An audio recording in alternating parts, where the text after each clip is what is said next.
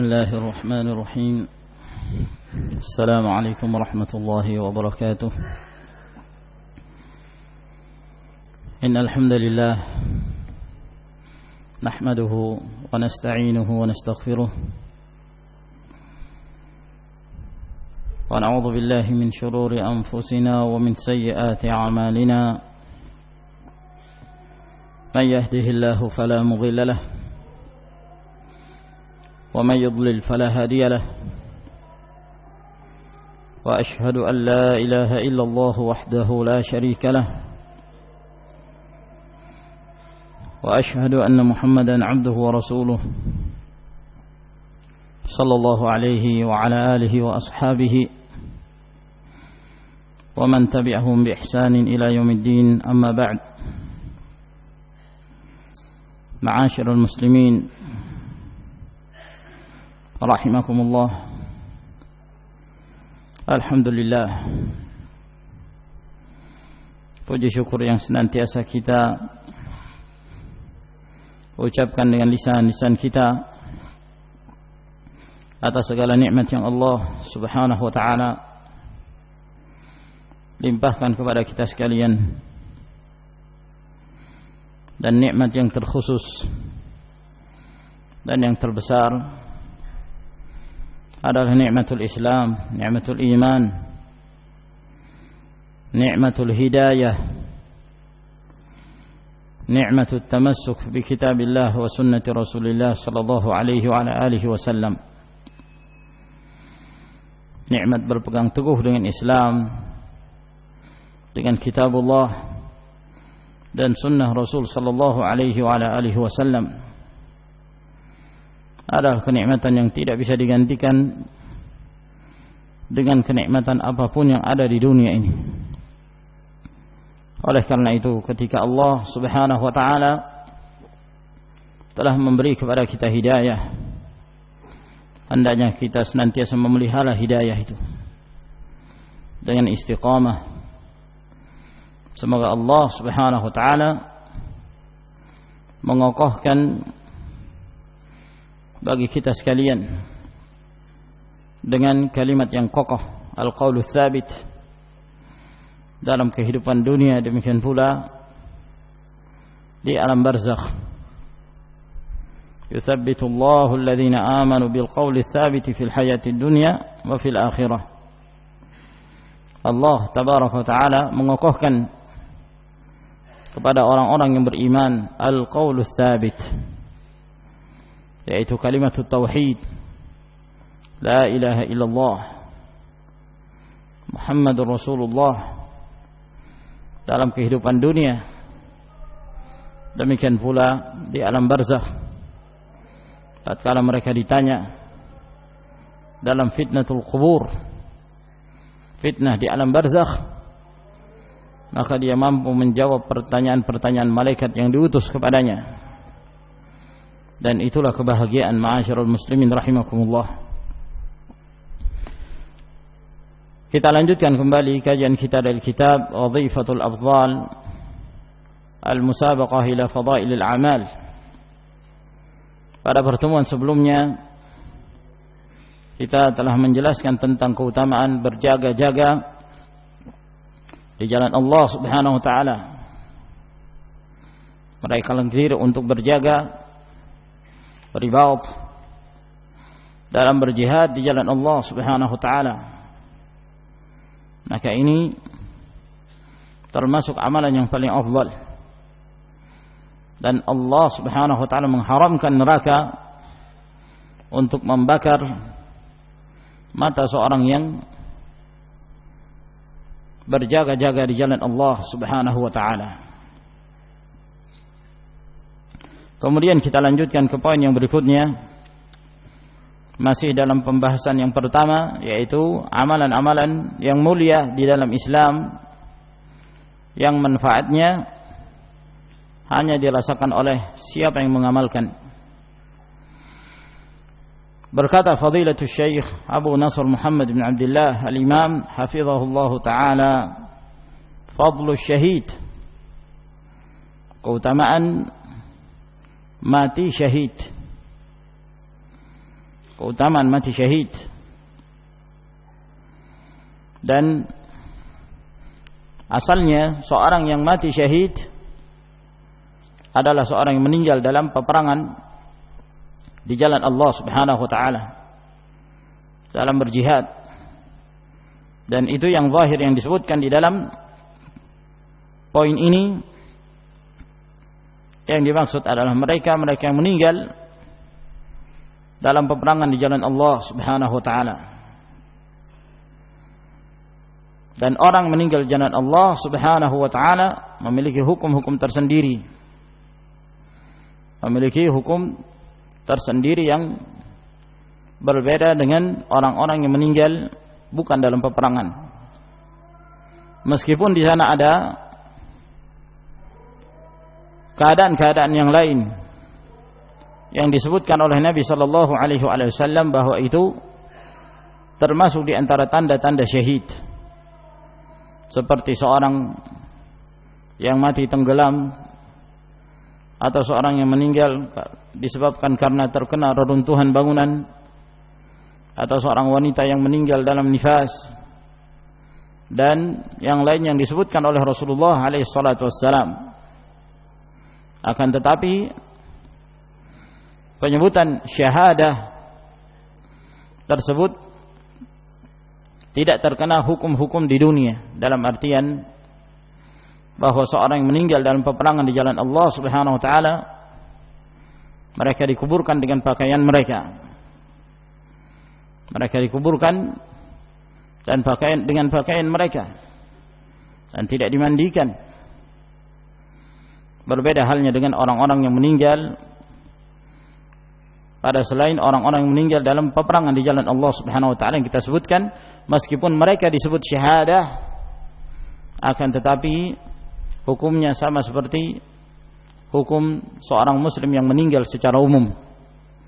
Dalam artian jenazah mereka tetap disikapi seperti seorang meninggal dari kaum muslimin secara umum, dimandikan lalu kemudian dikafani, ya, di pakaiannya diganti dan yang semisalnya dari hukum-hukum tersebut. Sehingga yang zahir wallahu taala alam, kalau disebutkan syahid, asal hukumnya adalah mereka yang meninggal dalam peperangan di jalan Allah Subhanahu wa taala. Qala ta'ala, Allah Subhanahu wa taala berfirman, "Wa la tahsabanna alladhina qutilu fi sabilillahi amwatan, bal ahya'un 'inda rabbihim yurzaqun, farihina bima ataahumullahu min fadlihi, wa yastabshiruna billadhina lam yalhaqu bihim min khalfihim, alla khawfun 'alayhim wa la hum yahzanun, yastabshiruna bi ni'matin min Allah wa fadl, wa anna Allah la yudhi'u ajral mu'minin."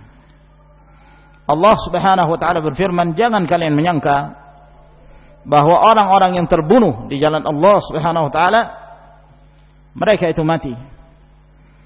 Namun pada hakikatnya mereka adalah orang-orang yang hidup di sisi Rabb mereka, dalam keadaan mereka terus mendapatkan rezeki dari Allah Subhanahu wa taala. Mereka berbangga, mereka bergembira dengan apa yang Allah Subhanahu wa taala berikan kepada mereka dari keutamaannya, dan mereka bergembira terhadap orang-orang yang belum menyusul mereka dari belakang mereka, yaitu orang-orang yang mereka masih hidup dalam keadaan mereka terus mengikuti jihad di jalan Allah Subhanahu wa taala, namun Allah tabaraka wa taala belum menetapkan bagi mereka mati syahid. Mereka masih hidup.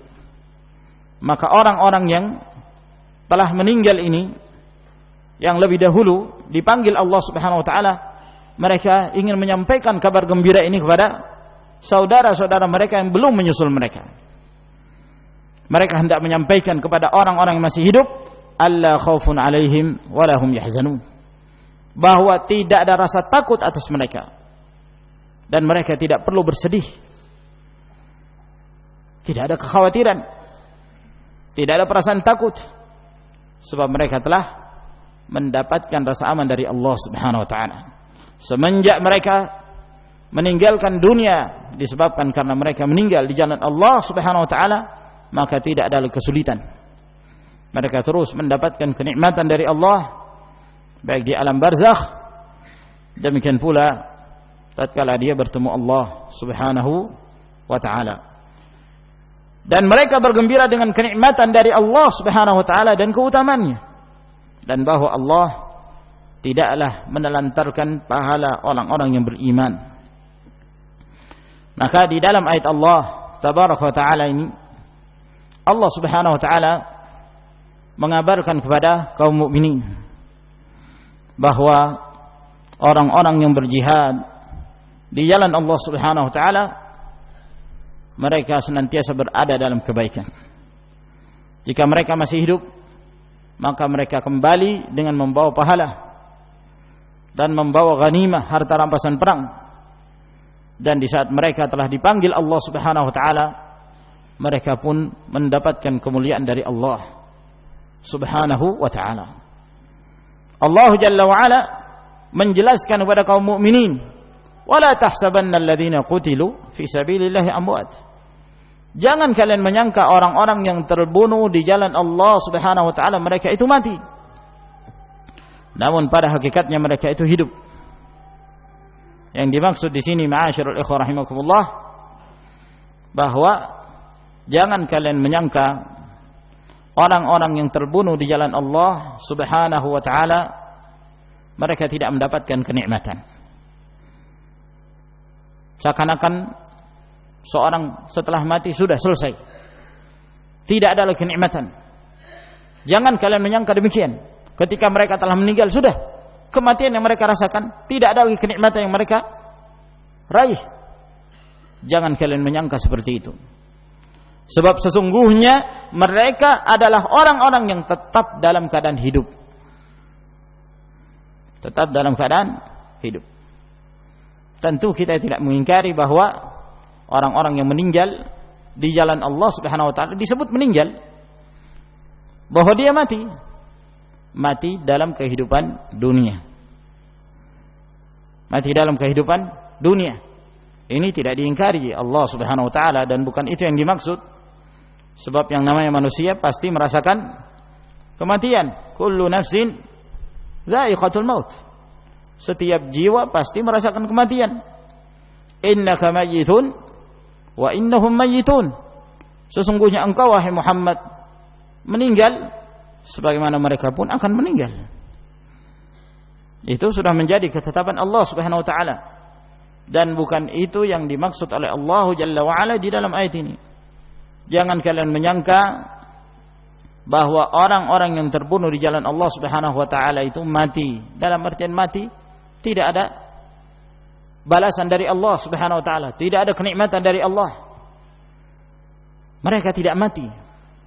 Mereka tetap dalam keadaan hidup, namun kehidupan mereka adalah kehidupan barzakhiyah.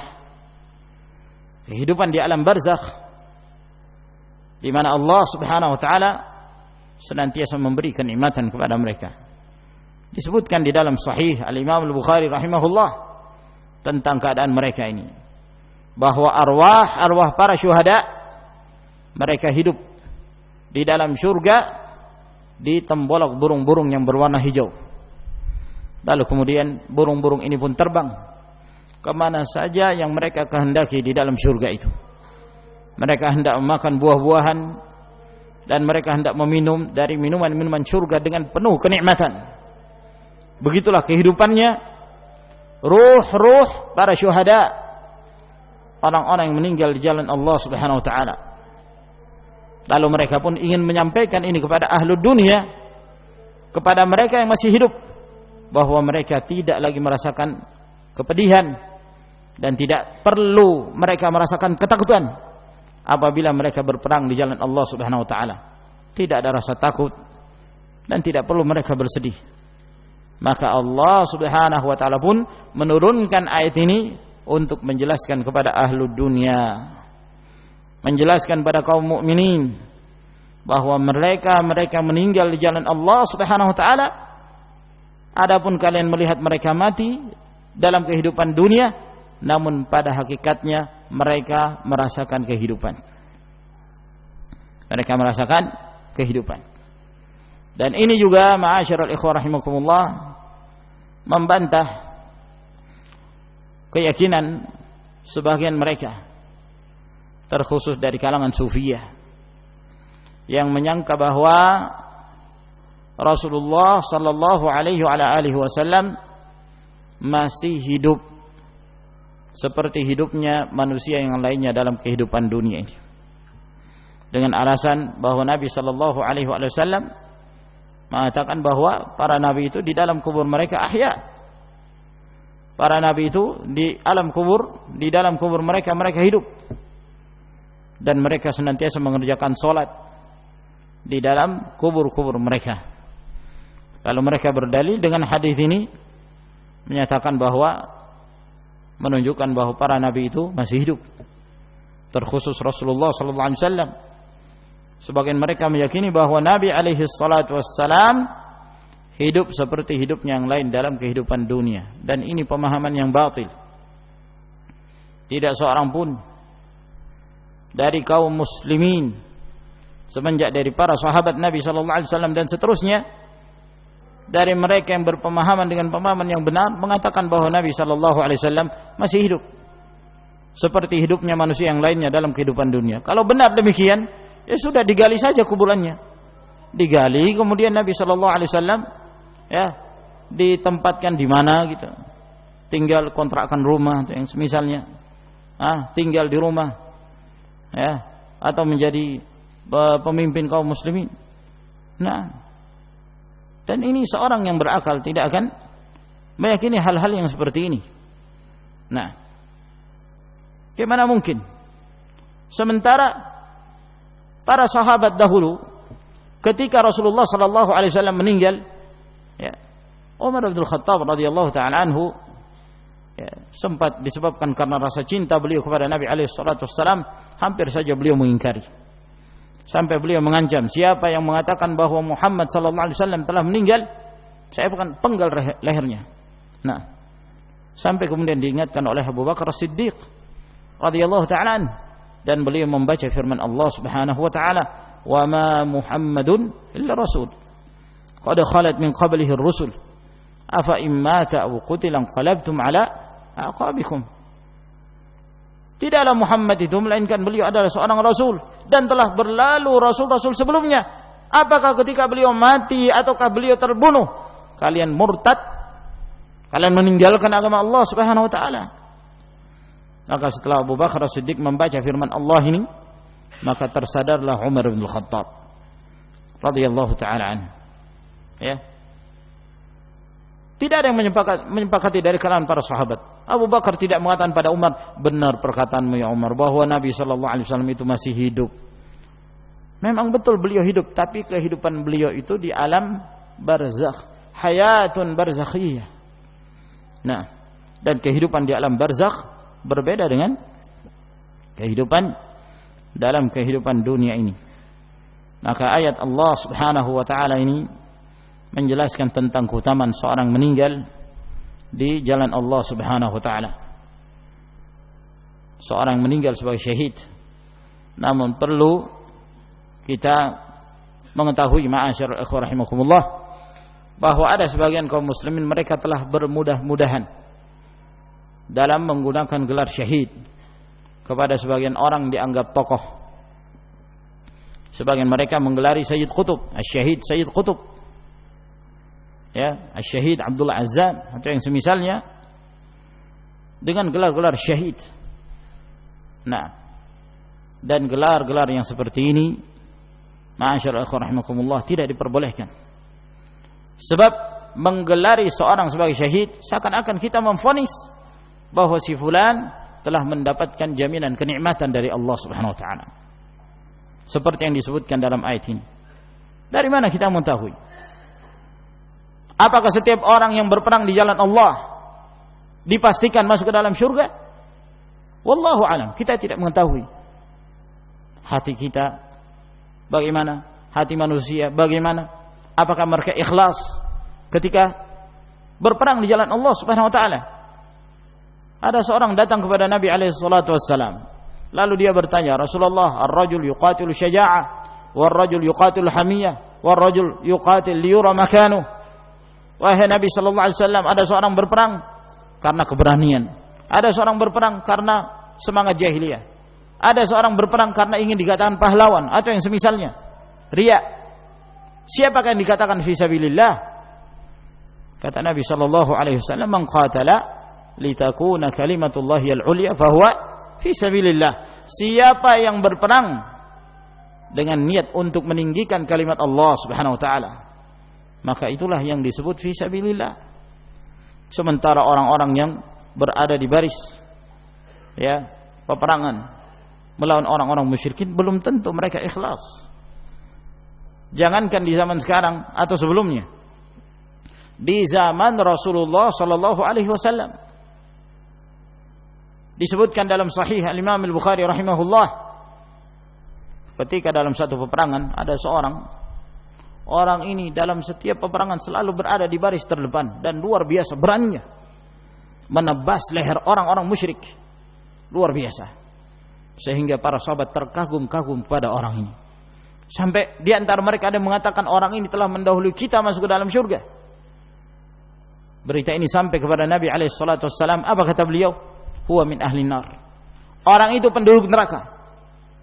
Orang itu termasuk penduduk neraka. Kaget para sahabat. Gimana mungkin Rasulullah sallallahu alaihi wasallam mengucapkan kalimat ini sementara yang mereka saksikan bahwa orang ini luar biasa dalam peperangan melawan orang-orang musyrik. Sampai kemudian salah seorang sahabat berusaha membuntuti kemana orang ini pergi. Akhirnya dalam satu pertempuran dia berperang melawan seorang musyrik dan akhirnya dia terluka, dan lukanya luka yang cukup berat dia merasakan.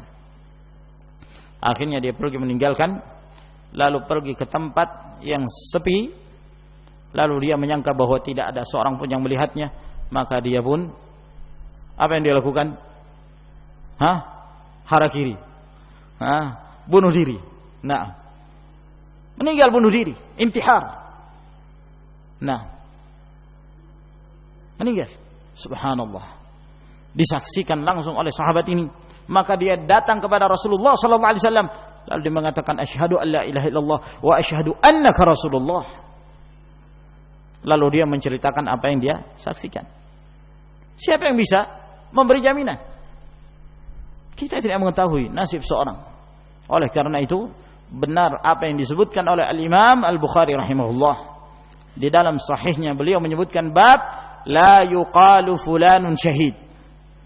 Tidak boleh dikatakan si fulan itu mati syahid. Karena kita tidak mengetahui kecuali yang telah divonis oleh Rasulullah sallallahu alaihi wasallam, disebutkan oleh Allah atau Rasulullah sallallahu alaihi wasallam.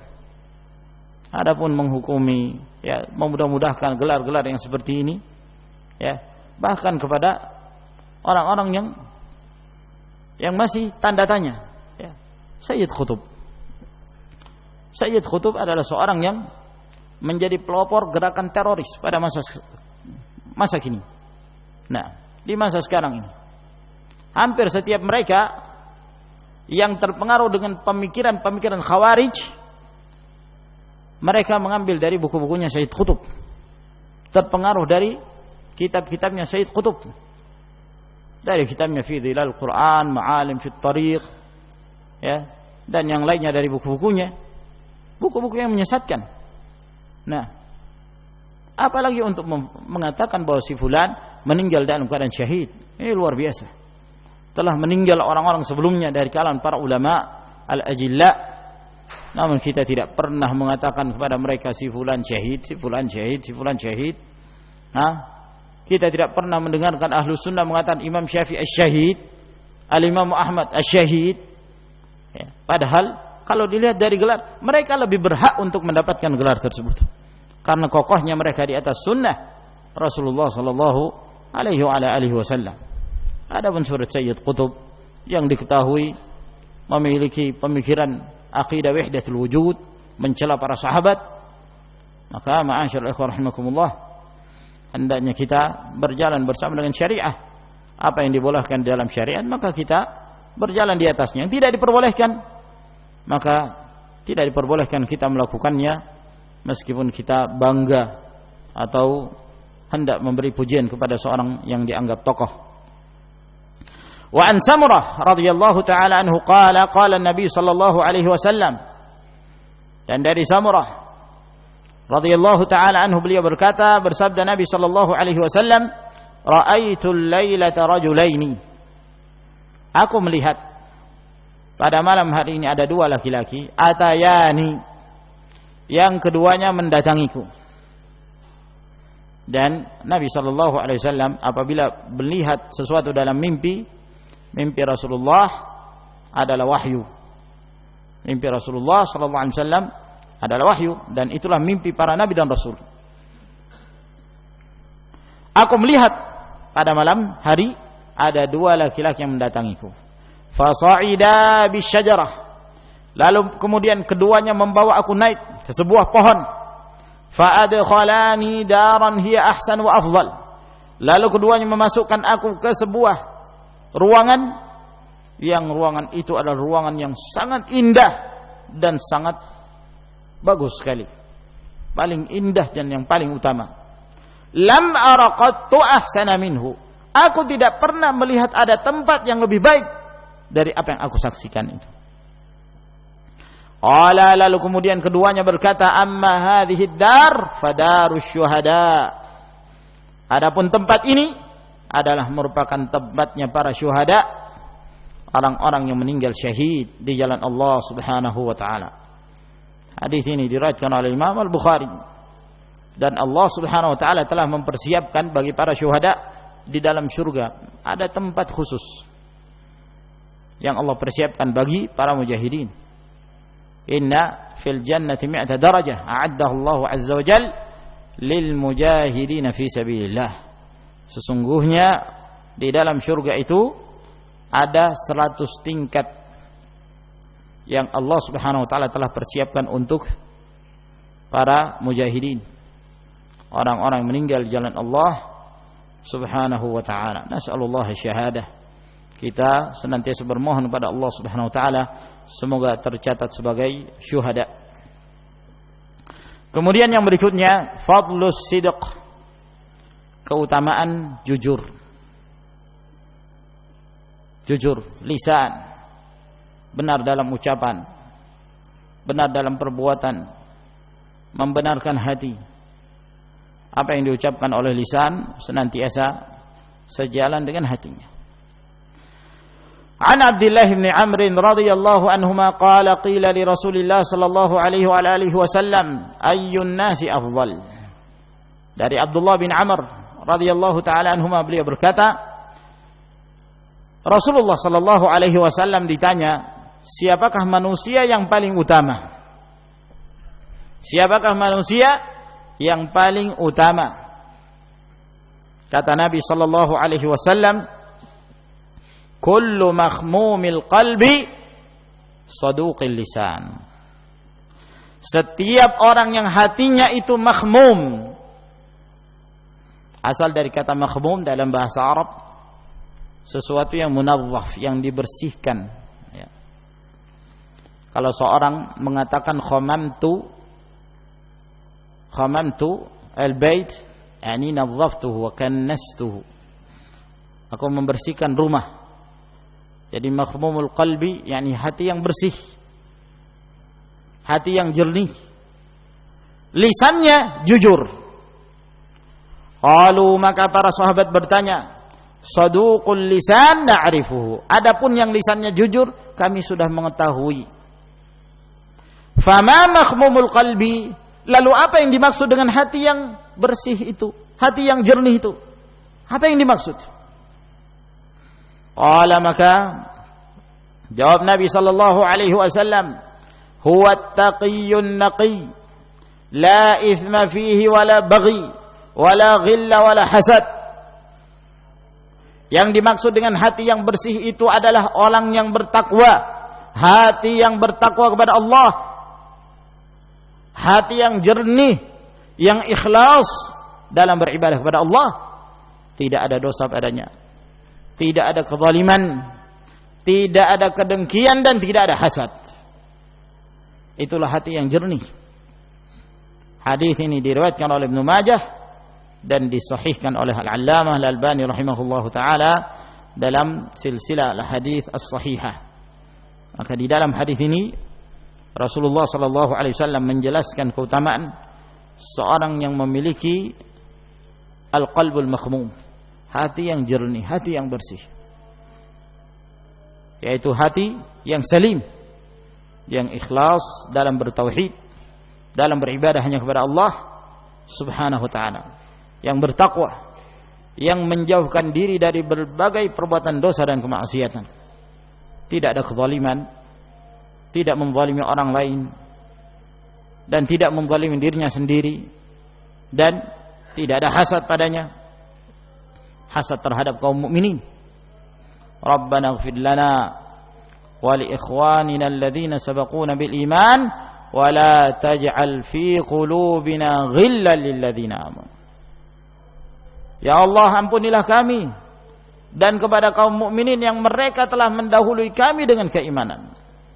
Dan jangan engkau jadikan pada diri-diri kami ini ada perasaan dengki kepada orang-orang yang beriman, hasad kepada orang-orang yang beriman.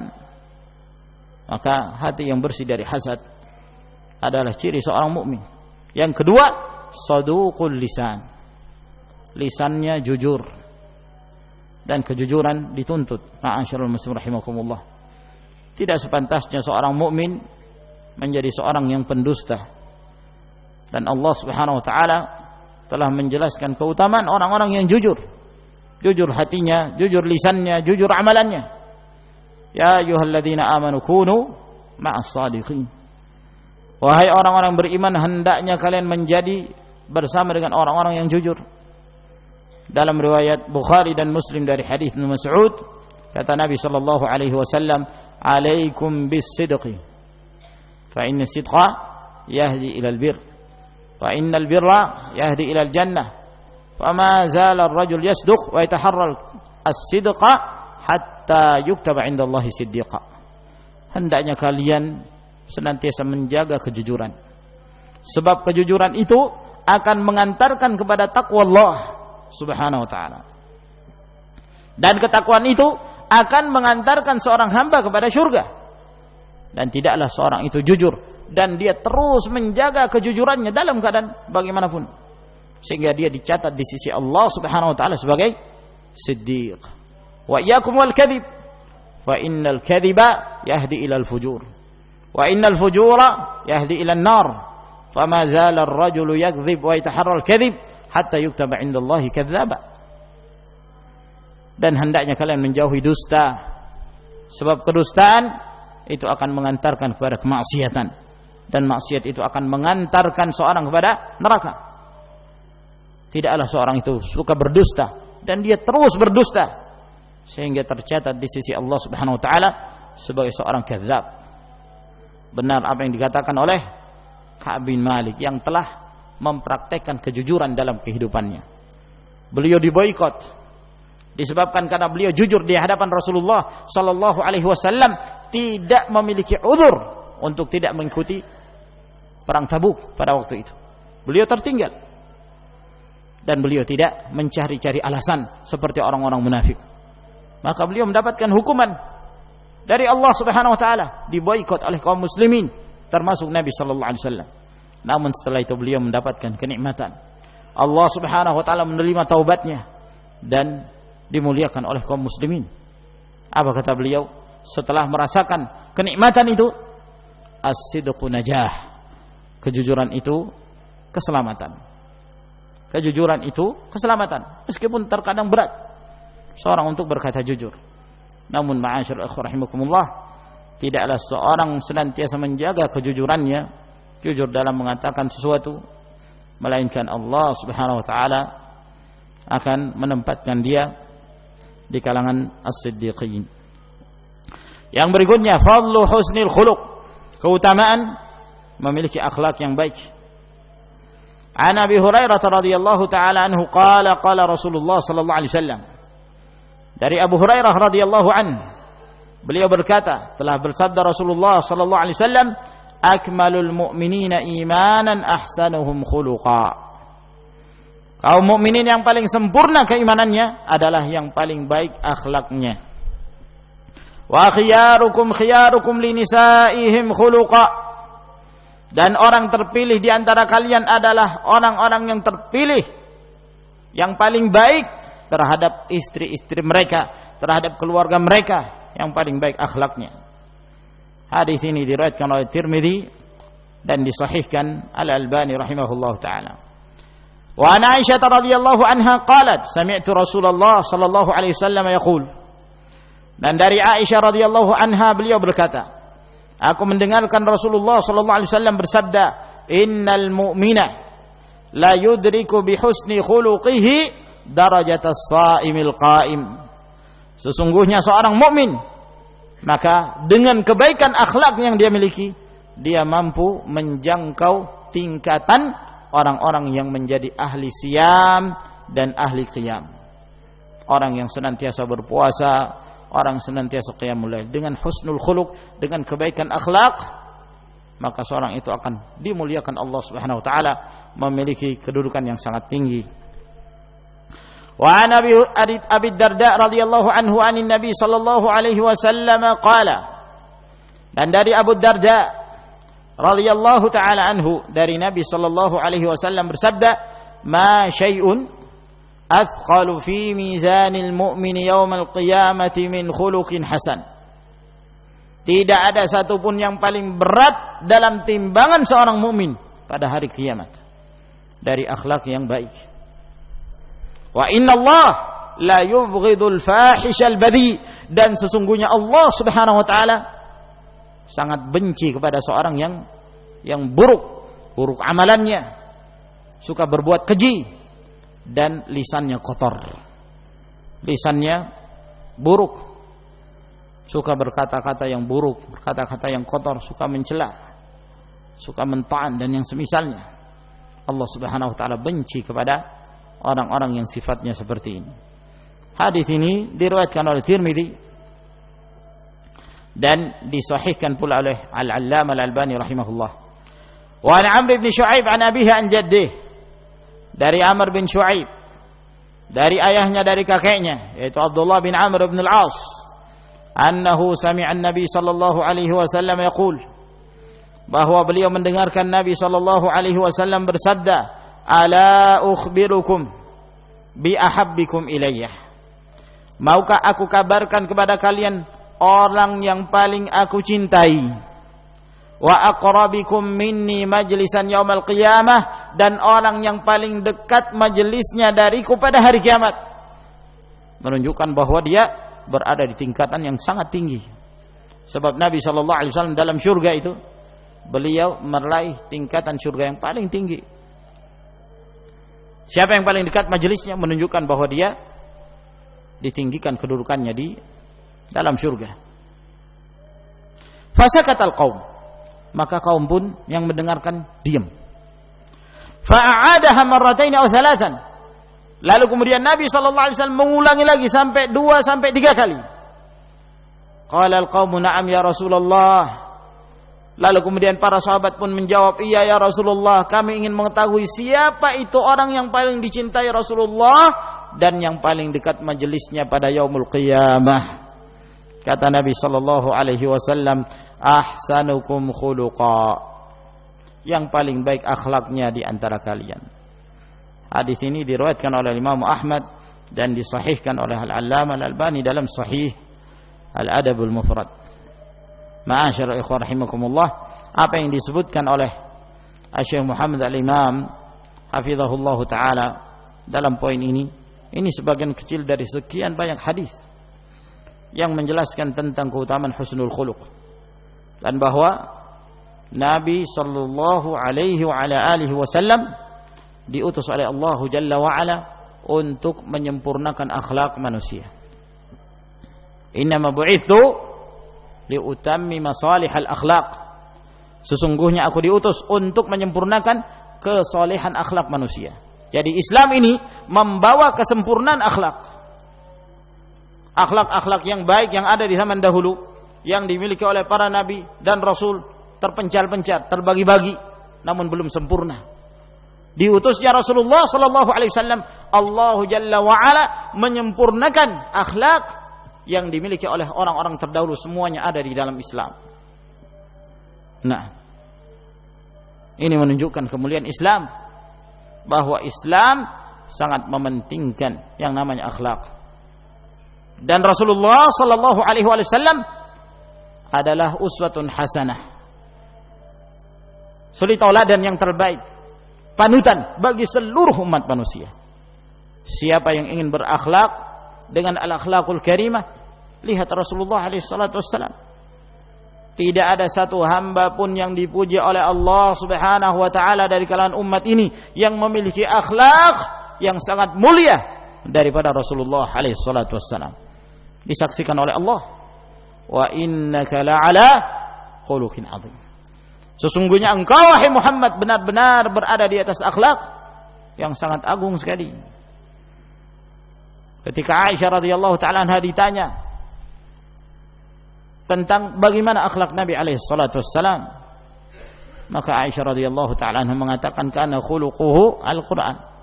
Akhlak Nabi sallallahu alaihi wasallam itu adalah Al-Qur'anul Karim. Yani beliau mengaplikasikan apa yang terdapat di dalam Al-Qur'an dari akhlak. Sehingga barang siapa yang ingin berakhlak dengan al-akhlaqul karimah, lihat Rasulullah alaihi salatu wassalam. Bagaimana Nabi sallallahu alaihi wasallam dalam mengaplikasikan Islam ini, dalam mengamalkan syariat Allah Subhanahu wa taala. Itulah akhlak yang sebenarnya. Sebab banyak yang salah memahami definisi akhlak itu. Mereka menyangka bahwa yang dimaksud dengan akhlak adalah setiap bertemu dengan orang siapa saja senyum, senyum, ya, senyum terus, siapa saja yang diketemui senyum, ya. Apakah seperti itu? Ternyata kan tidak demikian, ya. Sampai ada yang kebablasan, senyumnya kepada wanita-wanita yang bukan mahramnya, senyum juga. Nah, akhirnya menimbulkan fitnah. Apakah yang seperti itu? Maka Rasulullah sallallahu alaihi wasallam, lihat bagaimana Rasulullah alaihi salatu wasallam dalam mengamalkan Al-Qur'anul Karim. Nah, senyum di dalam Islam termasuk amalan yang mulia. Ya. Bertemu dengan saudara dengan wajah yang berseri-seri itu adalah sedekah. La tahqiranna minal ma'ruf syai'an walau an talqa akhaka biwajhin taliq. Dalam riwayat Imam Muslim, jangan engkau merendahkan sedikit pun dari kebaikan, satu pun dari amalan ma'ruf, meskipun engkau bertemu dengan saudara dengan wajah yang berseri-seri. Itu sedekah dan itu kebaikan. Namun ada keadaan-keadaan tertentu ketika seorang melihat seorang wanita yang bukan mahram, diperintahkan untuk menundukkan pandangan. Nah, ketika seorang bertemu dengan seorang ahlul bid'ah yang dikhawatirkan kalau kita bertemu dengannya terjadi obrolan, wah ini bisa menyebabkan masuknya syubhat ke dalam hati kita. Ini menyingkir itu adalah akhlak yang baik. Apa kata Yahya bin Abi Katsir, idza laqita mubtadi'in fi tariq fakhudh tariqan akhar. Kalau kamu bertemu ada ahlul bid'ah di depan kamu, cari jalur yang lain, ya, cari jalur yang lain selama tidak menyelisih lalu lintas. Nah, cari jalur yang lain, ya. Ketemu mau jalan, ada satu orang, wah ini fulan dai kepada bid'ah, ini si fulan pemikiran Jahmiyah, Mu'tazilah, cari jalur lain. Jangan sampai ketemu terjadi obrolan. Waliyadzubillah. Karena senyumnya ahlul bid'ah itu beracun. Naam, senyuman ahlul bid'ah beracun. Demikian banyak seorang terpengaruh dengan senyuman seorang ahlul bid'ah. Jangankan orang-orang yang tidak punya ilmu seperti kita ini, ya. Para ulama dahulu, Abdul Razzaq bin Hammam bin Nafi' Abu Bakar As-San'ani rahimahullah ta'ala, pengarang Kitabul Musannaf rahimahullah. Beliau sempat terpengaruh oleh salah seorang guru yang bernama Ja'far bin Sulaiman Ad-Dubai yang berpemikiran Syiah, ya, hanya karena melihat penampilannya secara zahir. Orang ini bagus, kelihatan khusyuknya, ya, ramah, tamah dan yang semisalnya. Terpengaruh, subhanallah. Ini orang punya ilmu. Ya. Lah gimana dengan orang yang tidak punya ilmu? Al-qulubu dha'ifah wa syubah khattafah. Hati itu sangat lemah, sementara syubhat itu sangat mudah sekali menyambar. Ma'asyiral ikhwah rahimakumullah. Nah, dan hal-hal yang seperti ini tentu semakin kita memahami Al-Qur'an dan Sunnah, maka kita akan semakin mengetahui fikih akhlak yang diajarkan oleh Nabi sallallahu alaihi wasallam. Tidak dikatakan akhlak Nabi sallallahu alaihi wasallam itu jelek ketika beliau memboikot Ka'ab bin Malik bersama dua sahabatnya. Ya. Ketika mereka meninggalkan perang Tabuk, maka Nabi sallallahu alaihi wasallam mengumumkan pada kaum muslimin, orang bertiga ini diboikot. Tidak ada satupun yang boleh berbicara dengannya. Bahkan menjawab salamnya pun tidak. Ya. Sampai kata Ka'ab bin Malik, saya pun mengucapkan salam kepada seorang yang orang itu paling dekat dengan saya, anak paman beliau radhiyallahu an. Dia mengucapkan salam namun tidak dijawab sama sekali. Nabi sallallahu alaihi wasallam, ya, beliau disampaikan salam oleh Ka'ab bin Malik, karena Ka'ab bin Malik ini ketika diboikot dia masih anak muda ya, tidak seperti yang duanya tinggal di rumah nangis, ya, diboikot itu nangis. Nah, tapi Ka'ab bin Malik jalan sana kemari, ke pasar, ke masjid, ya. Nah, sampai mendatangi sebagian orang, termasuk Rasulullah sallallahu alaihi wasallam, dan dia perhatikan ketika dia mengucapkan salam kepada Nabi alaihi wasallam, kata Ka'ab bin Malik, saya tidak mengetahui apakah Rasulullah menjawab salam saya atau tidak. Nabi sallallahu alaihi wasallam tidak mengucapkan apapun. Subhanallah. Selama 40 hari 40 malam, ditambah lagi 10 hari. Tambah lagi istrinya suruh tinggalkan dia. Tak boleh tinggal serumah dengannya. Nah, dengan sabarnya, sementara itu ada surat datang dari negara kafir, ngirim surat padanya, lalu menyampaikan, saya mendengarkan bahwa saudara teman kamu telah menjauhi kamu, ya, telah memboikot kamu. Kamu datanglah ke tempat kami akan berikan tempat padamu. Nah, apa kata Ka'ab bin Malik? Ini musibah lagi, ya.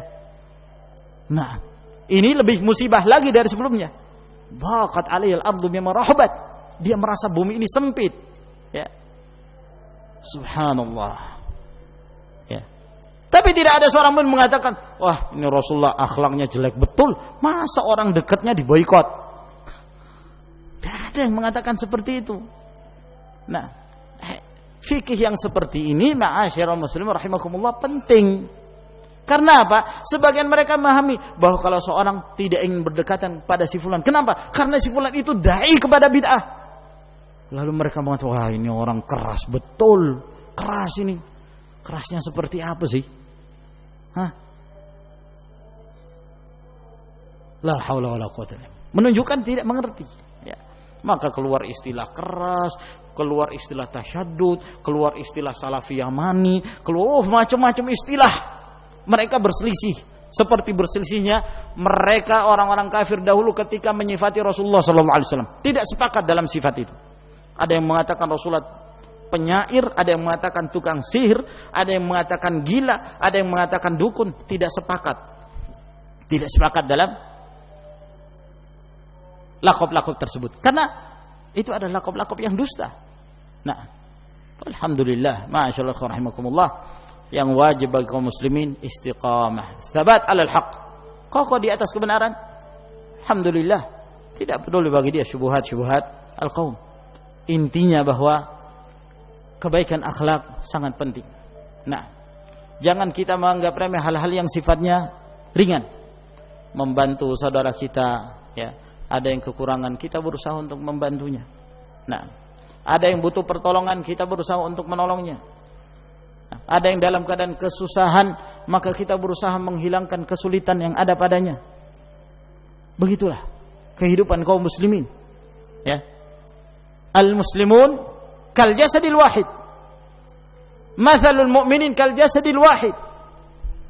Kata Nabi sallallahu alaihi wasallam, perumpamaan kaum mukminin itu seperti satu tubuh. Idza ishtaka minhu 'udwun tada'a lahu sairul jasad bis-sahri wal humma. Apabila yang satu merasa sakit, yang lain pun merasakan sedih, merasakan kesakitan, enggak bisa tidur di malam hari, memikirkan saudaranya. Tidak halal seorang itu dia bersenang-senang di rumahnya dalam keadaan tetangganya kelaparan. Nah, yang seperti ini masyaallah rahimakumullah penting untuk kita jaga, penting untuk kita pelihara. Sebagaimana kita mampu untuk menjaga perasaan kita, jaga pula hal-hal yang dikhawatirkan akan menyinggung orang lain. Ya. Minta maaf kepada orang lain itu adalah suatu hal yang dituntut. Nah, saling mohon maaf di antara sama kaum muslimin, lebih terkhusus di antara sama ahlus sunnah. Ya. Jangan hal-hal yang sepele kadang-kadang jadikan sebagai bahan hajar, boikot. Kadang-kadang masalah pribadi, ya sudah dimasuk-masukkan ke urusan manhaj. Si fulan mubtadi'. Kenapa? Iya, dia bawa lari uang saya. Nah, saya udah kasih modal ke dia terus nggak dikembalikan. Ahlul bid'ah ini. La haula wala quwata illa billah. Bedakan antara hal-hal yang seperti ini, yang memang itu kesalahan, ngambil uang orang kesalahan. Tapi jangan sampai dihukumi si fulan mubtadi', si fulan sesat dan yang lain sebagainya. Dudukkan setiap masalah gitu pada sesuai porsinya. Ma'asyiral rahimakumullah. Ada di antara saudara kita keliru salah, nasihati dengan cara yang baik. Ya.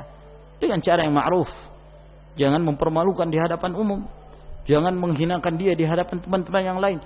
Dia mengetahui si fulan bersalah lalu diceritakan kemana-mana. Hati-hati fulan, bahaya itu orang.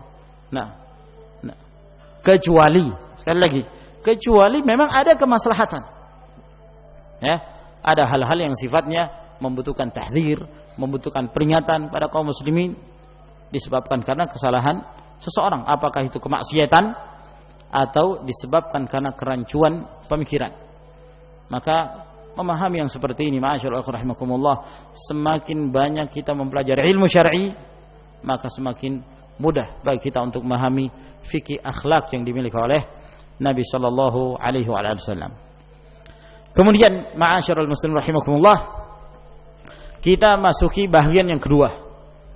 Setelah sebelumnya kita menyebutkan amalan-amalan yang mulia yang manfaatnya hanya dirasakan oleh orang yang mengamalkan. Siapa yang mengamalkan, dialah yang mendapatkan kemuliaan. Al-qismu tsani, bahagian yang kedua, al-musabaqatu ila al-a'mal al-muta'addiyah ila al-ghayr. Berlomba-lomba menuju amalan-amalan yang amalan ini juga dirasakan manfaatnya oleh orang lain selain dari orang yang mengamalkan. Dan ini lebih penting dari yang sebelumnya, meskipun yang sebelumnya pun sangat penting untuk kita fahami dan kita amalkan. Namun yang kedua ini manfaatnya dirasakan oleh orang lain, 1, 2, 3 dan seterusnya, selain diri sendiri. Sehingga amalan-amalan tersebut ma'asyiral rahimakumullah bermanfaat, dan bahkan manfaat tersebut akan dirasakan oleh seorang yang mengamalkannya setelah dia meninggal. Jasadnya meninggal, akan tetapi amalannya tidak terputus, ya, disebabkan karena mengamalkan amalan-amalan yang bermanfaat untuk orang lain pula. Al-amal al-muta'addi ila al-ghair naf'uha a'zamu min al-amal al-maqsurati 'ala sahibiha. Amalan-amalan yang manfaatnya dirasakan oleh orang lain itu manfaatnya lebih besar dibanding amalan-amalan yang hanya terbatas manfaatnya tersebut kepada orang yang mengamalkannya. Wa ma'a hadza fahiya mutafawitatun tafawutan 'aziman. Namun bersamaan dengan ini, jenis yang kedua ini meskipun lebih afdal dari yang pertama tadi, namun jenis yang kedua ini pun bertingkat-tingkat. Amalan-amalan yang manfaatnya dirasakan oleh orang lain pun bertingkat-tingkat kedudukannya, tidak sama keadaannya. Ada yang lebih mulia, ada yang lebih afdal dibandingkan amalan yang lainnya. Fahris ala a'zamiha wa ajalliha wa abrakiha hasab al-qudrati wal istita'ah. Oleh karena itu, bersemangatlah engkau untuk meraih yang paling agung, yang paling mulia, yang paling banyak berkahnya sesuai dengan kesanggupan dan kemampuan kita. Wa yadullu ala tafawutiha qauluhu ta'ala, dan yang menunjukkan bahwa kebaikan-kebaikan yang manfaatnya juga dirasakan oleh orang lain itu pun bertingkat-tingkat. Di antara dalil yang menunjukkan hal itu adalah firman Allah Subhanahu wa taala dalam surah At-Taubah, ayat 19. Allah Jalla wa Ala berfirman, "Aja'altum siqayatal haji wa imaratal masjidil haram kaman amana billahi wal yawmil akhir wa jahada fi sabilillah la yastawuna 'inda Allah wallahu la yahdil qaumadh dhalimin." Apakah kalian hendak menjadikan memberi minum kepada para jamaah haji dan memakmurkan Masjidul Haram, memberi minum yakni secara gratis, ya, siqayatul hajj, memberi pelayanan kepada para jamaah haji dan memakmurkan Al-Masjidul Haram, apakah dengan membangunnya, memperbaikinya, beribadah di dalamnya, kaman amana billahi wal yaumil akhir wa jahada fi sabilillah, apakah sama dengan orang yang beriman kepada Allah dan hari akhir dan berjihad di jalan Allah Subhanahu wa taala? La yastawuna 'indallah, mereka itu tidak sama di sisi Allah Subhanahu wa taala. Wallahu la yahdil qaumadh dhalimin, Allah tidak memberi hidayah kepada orang-orang yang zalim. Meskipun ayat ini Allah Subhanahu wa taala menurunkan untuk membantah perlakuan orang-orang kafir ketika mereka merendahkan kaum muslimin dengan keimanan yang mereka miliki, ketika mereka beriman kepada Allah dan hari akhirat dan berjihad jalan Allah Subhanahu wa taala, mereka mengecilkan, meremehkan amalan kaum muslimin dan mereka mengagungkan apa yang mereka amalkan, yaitu ketika melayani jamaah haji, ya. Demikian pula memakmurkan Masjidul Haram. Mereka merasa bahwa mereka lebih berhak daripada kaum muslimin. Maka turun ayat ini, ya. Apakah kalian hendak menjadikan amalan kalian ketika memberi minum kepada para jamaah haji, memberi pelayanan kepada mereka dan memakmurkan Masjidil Haram, kalian samakan dengan orang-orang yang beriman dan hari akhir, menunjukkan bahwa mereka itu tidak beriman. Beri makan orang tapi kafir, tidak beriman kepada Allah Subhanahu wa taala, ya tidak bermanfaat amalan solehnya itu, ya. Berapapun banyak amalan yang mereka lakukan dari amal soleh, memberi pelayanan kepada jamaah haji dan yang semisalnya, kalau disertai dengan kekufuran, tidak akan bermanfaat. Tidak akan bermanfaat. Ini makna secara umum yang disebutkan oleh Allah Subhanahu wa taala dalam surat At-Taubah ini. Namun beliau di sini hendak menjadikan dalil, ya, dengan keumuman lafaz, al-ibratu bi umumil lafaz. Bahwa yang dilihat di sini adalah keumuman lafaz, bahwa amalan-amalan soleh itu bertingkat-tingkat, ya. Termasuk di antara amalan soleh itu adalah siqayatul hujjaj, memberi pelayanan kepada jamaah haji. Dan alhamdulillah sampai sekarang pelayanan kepada jamaah haji luar biasa, ya. Semoga Allah Subhanahu wa taala membalas kebaikan pada pemerintah Arab Saudi yang telah memberi pelayanan dari berbagai sisi, makanan, minuman pada para jamaah haji, fasilitas dan yang lain sebagainya. Termasuk di sana ada rambu-rambu yang memperingatkan dari melakukan pelanggaran-pelanggaran yang tidak disyariatkan Allah Subhanahu wa taala. Nah, dengan orang-orang yang makmurkan Masjidul Haram dan orang-orang yang berjihad jalan Allah, jawabannya la yastawun 'indallah, tidaklah sama, berbeda kedudukan masing-masing dari amal tersebut. Nah, akan tetapi ma'asyiral ikhwah rahimakumullah, setiap dari amal-amal saleh itu harus disertai dengan iman kepada Allah dan hari akhir. Itu syarat. Tidak akan bermanfaat amalan seorang sebaik apapun tanpa disertai dengan iman. Lalu kemudian beliau menyebutkan poin demi poin yang menjelaskan tentang amalan-amalan yang manfaatnya dirasakan oleh yang lain. Kata beliau, hafizahullah ta'ala, fadlu iyadatil marid, keutamaan menjenguk orang sakit. An Thawban radhiyallahu an, maula Rasulillah sallallahu alaihi wasallam, an Rasulillah sallallahu alaihi wasallam qala, dari Thawban maula Rasulullah alaihi salatu wassalam, dari Nabi alaihi salatu wassalam bahwa beliau bersabda, man 'ada maridan lam yazal fi khurfatil jannah. Barang siapa yang mengunjungi orang sakit, maka dia senantiasa berada di dalam khurfatul jannah. Qila ya Rasulullah. Lalu beliau ditanya, wahai Rasulullah, wa ma khurfatul jannah? Apa yang dimaksud dengan khurfatul jannah itu? Khurfahnya kebun, khurfahnya surga. Qala janaha. Kata Nabi alaihi salatu wassalam, dia senantiasa memetiknya. Rawahu Muslim. Hadis ini diriwayatkan oleh Imam Muslim. Hadis ini menjelaskan tentang keutamaan menjenguk orang sakit. Bahwa seorang yang menjenguk orang sakit selama dia mendatangi orang tersebut dan menjenguknya, kata Nabi sallallahu alaihi wasallam, orang itu senantiasa berada di dalam khurfatul jannah.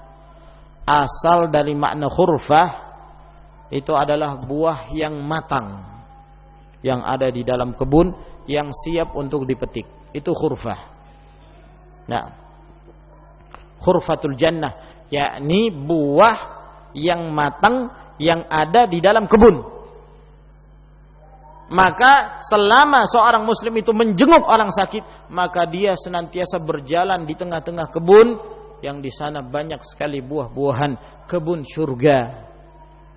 Lalu apa maksudnya khurfatul jannah? Maka dia senantiasa memetik buah-buahan tersebut.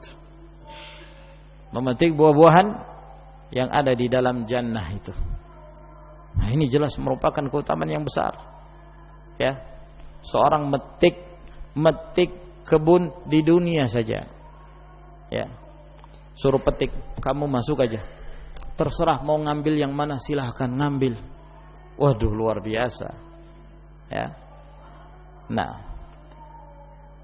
ketika awal-awal kita ke Yaman, saya dengan salah seorang ikhwan, namanya orang Indonesia, kalau ibaratnya di Yaman itu seperti turisnya orang-orang luar datang ke Indonesia, kita bilang ini orang asing. Kita juga dianggap orang asing di sana. Nah, ada yang mengatakan ini orang Korea, ada yang mengatakan ini orang dari Cina. Kadang-kadang ada yang tebakannya tepat, ini fulan dari Indonesia. Nah, awal-awal kita datang ke sana, ya, waktu itu di Ma'rib tidak ada orang Indonesia kecuali waktu itu awal-awal datang berdua dengan salah seorang ikhwan. Kebetulan kita datang beberapa hari itu bertepatan dengan musim jeruk. Jadi kebun-kebun jeruk itu sekitar luar biasa. Suburnya, subhanallah. Padahal padang pasir. Padang pasir tapi luar biasa subur dengan berbagai macam jenis jeruk, ya. Nah, kalau dibandingkan jeruk Indonesia ini enggak ada apa-apanya. Manisnya, enaknya, besarnya, ada yang besar, ada yang kecil. Yang kecut itu ada jeruk tersendiri, ya. Tapi di sini kita tidak ingin membahas jeruk secara rinci. Naam, ya. Alhamdulillah pada kenyang semua ini habis buka puasa. Namun yang ingin kita jelaskan bahwa ketika itu kita jalan-jalan melihat kebun jeruk. Akhirnya ada inisiatif untuk membeli. Ya, membeli. Maka kita datangi salah seorang yang punya kebun itu. Nah, kita pengen beli nih kebun. Jeruk yang ada di kebun ini. Mungkin karena melihat kita ini orang asing dan dia ingin menghargai orang-orang Baduy itu, kalau datang baiknya luar biasa baiknya. Subhanallah. Akhirnya dia bilang apa? Fadhal, ente ada sorban. Sudah, masuk ambil sesukanya. Ambil sesukanya. Subhanallah. Jadi ya kita ambil sesukanya karena nah, disuruh ngambil berbagai macam jenis terus bawa di dalam sorban. Nah, bawa pulang. Ya ini subhanallah, nikmat. Nah itu di dunia. Nah seorang menjenguk orang sakit, senantiasa dia terus berada dalam khurfatul jannah, dalam keadaan dia seperti orang yang terus memetiknya. Nah, perhatikan kebahagiaan. Dan di sini kata para ulama, di mana Rasulullah sallallahu alaihi wasallam memperumpamakan sesuatu untuk menjelaskan bahwa hamba itu terus mendapatkan pahala dan pahala yang berlipat ganda dari Allah Subhanahu wa taala karena menjenguk orang sakit.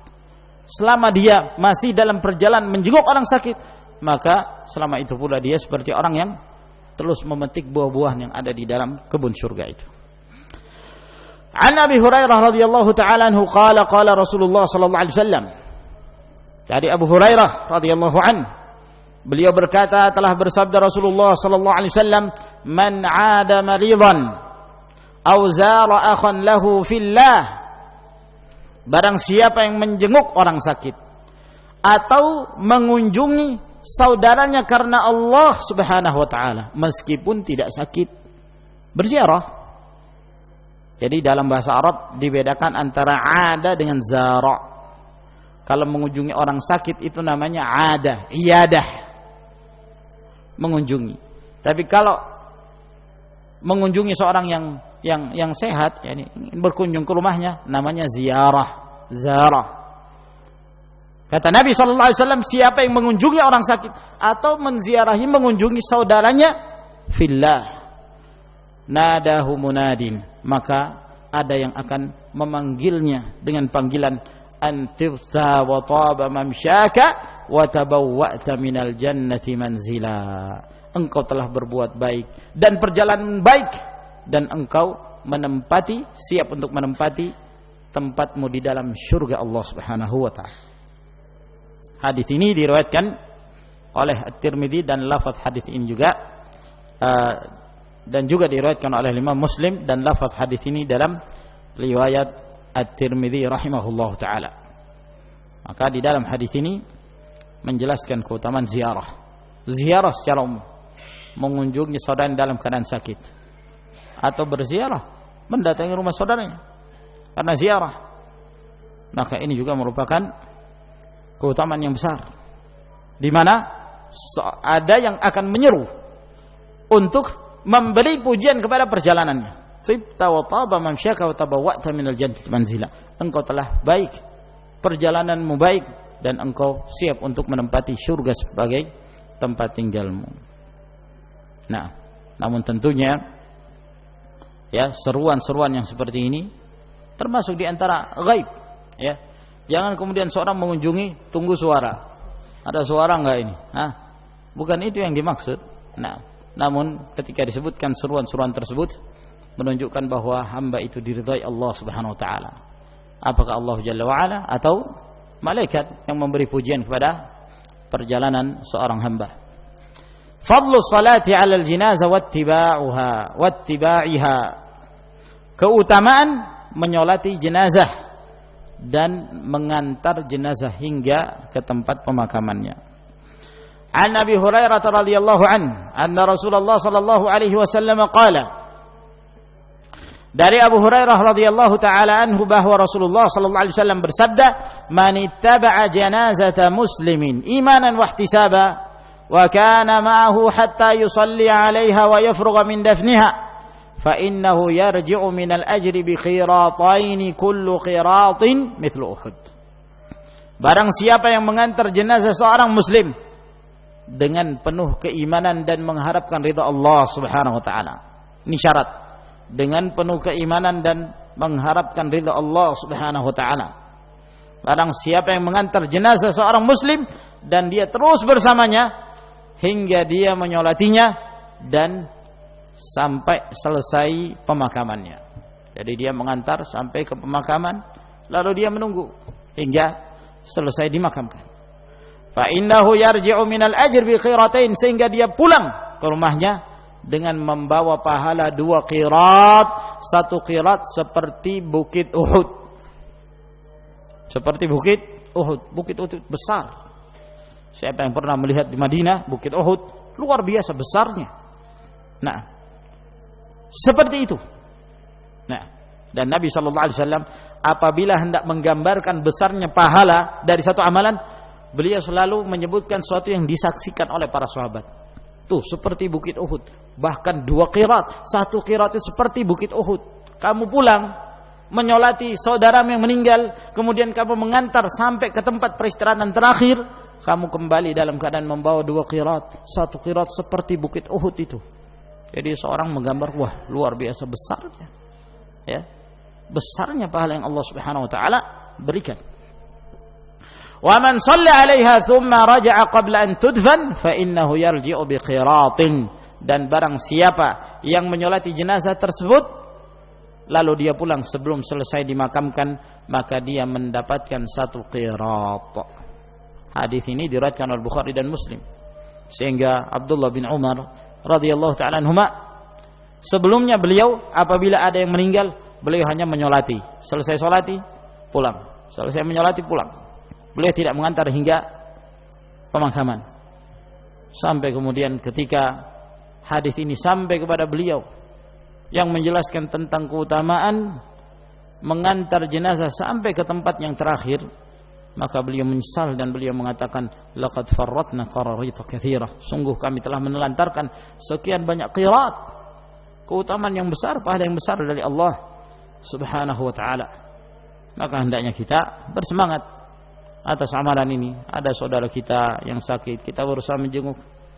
Ya, kalau kemudian dia meninggal, maka kita menyempatkan untuk menyolati jenazahnya, lalu mengantarnya sampai ke tempat peristirahatan yang terakhir. Semoga Allah Subhanahu wa taala memberi tambahan ilmu yang bermanfaat pada kita sekalian, dan semoga Allah memberi kemudahan kepada kita untuk mengamalkan apa yang telah kita ketahui dari ilmu-ilmu yang bermanfaat. Semoga Allah Subhanahu wa taala senantiasa membimbing kita, memberi taufik kepada kita untuk senantiasa berjalan di atas taqwa Allah dan istiqamah di atas syariat Allah Subhanahu wa taala. Wa akhiru da'wana alhamdulillahi rabbil alamin. Wassalamu alaikum warahmatullahi wabarakatuh.